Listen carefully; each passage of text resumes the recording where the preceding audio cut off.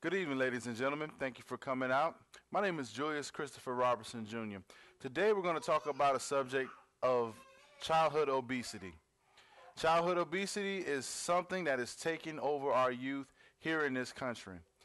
I was watching Disney Channel one day with my son, and we were watching Phineas and Ferb, and this commercial came on by First Lady Obama, and she was stating that it's a Let's Move campaign to get children to actively play and eat healthy. I was immediately interested in what she had to say because I've never heard of a campaign to get children to go outside and play. So today I want to talk about a few statistics just to inform us on what is going on with our children out here and their particular health.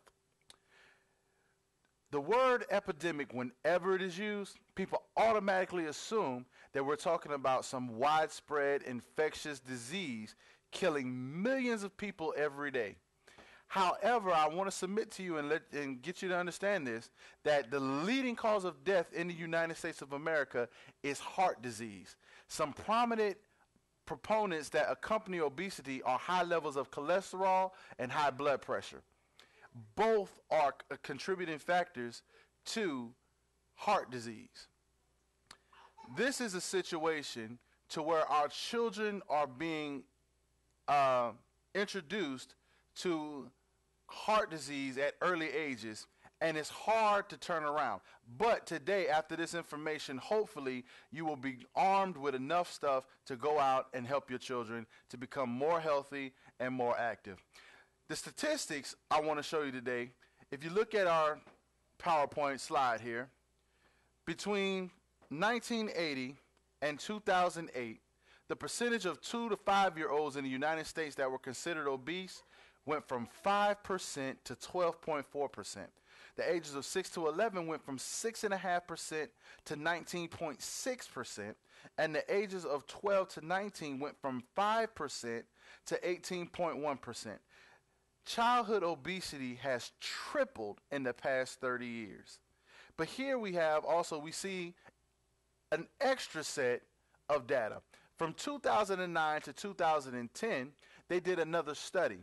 And this study showed that there's a slight decrease from 2 to 5-year-olds, there's a slight decrease in 6 to 11-year-olds, and a slight increase in 12 to 19-year-olds. This is very astounding information. How could we let this pass us as adults? How could we let this pass us as parents? It's very simple. In the fast-paced life that we live, we are often bound to go the easiest route. Fast food industry in the United States is one of the leading industries, one of the fastest growing industries. And it's very easy for us as professional adults to go to McDonald's and grab a number 1, grab a number 10 for our children, or grab a Mickey D's box and take it home to the kids and get them rushed off the bed. But it's very damaging to their health. So as things become easier for us, we have to find creative ways to provide healthy meals for our children. There's nothing wrong with an occasional number 1. I like to indulge in them myself. But however, we cannot make a living or make a habit off of eating number 1s. We have to infuse vegetables and exercise into our lifestyles. Now, a favorite cartoon I had back in the 1980s was G.I. Joe. And G.I. Joe always had these informative sections at the end of every cartoon.